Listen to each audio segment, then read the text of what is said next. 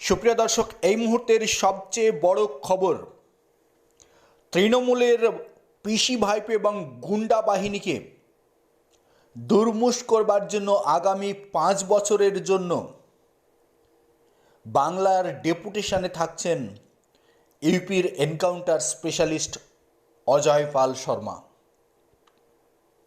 প্রিয় দর্শক, আপনাদের একটি বিষয় স্পষ্ট করে দিই, গতকাল থেকে মনের ভিতরে অনেক আনন্দ। দীর্ঘদিন ধরে তৃণমূলের গুন্ডা বাহিনীর জন্য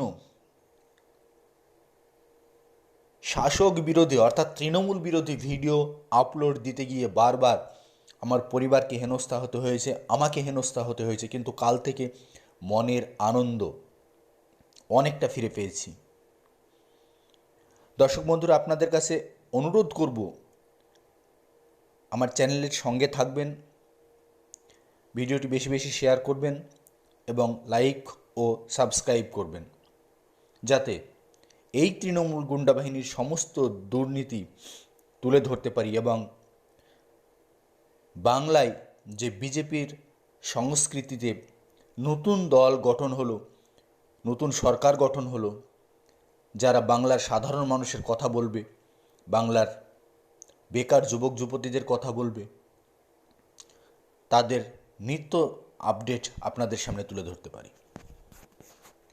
ইউপির অজয় পাল শর্মা, যাকে আগামী 5 বছরের জন্য বাংলায় ডেপুটেশনে রাখার সিদ্ধান্ত নিল কেন্দ্রীয় স্বরাষ্ট্র মন্ত্রক, অর্থাৎ আগামী 5 বছর পশ্চিমবঙ্গে দায়িত্ব পালন করবে অজয় পাল শর্মা।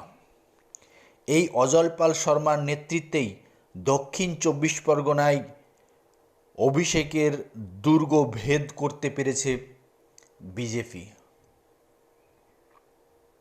এই অজয় পাল শর্মা আগামী 5 বছর রেখে বাংলায় সুশাসন প্রতিষ্ঠা করাই হবে বিজেপির মূল টার্গেট। এক কথায় তৃণমূলের গুন্ডা বাহিনী, তৃণমূলের মস্তান বাহিনী, যারা এতদিন ভোট লুট করে ক্ষমতায় ছিল, তাদের কাঁপুনি ধরে গেল অজয় পাল শর্মা আগামী 5 বছর পশ্চিমবঙ্গে ডেপুটেশনে থাকবেন শুনেই, যা বাংলার শান্তি শৃঙ্খলার জন্য অত্যন্ত গুরুত্বপূর্ণ যে আইপিএস অফিসার অজয় পাল শর্মা আগামী 5 বছর বাংলায় ডেপুটেশনে থাকছেন।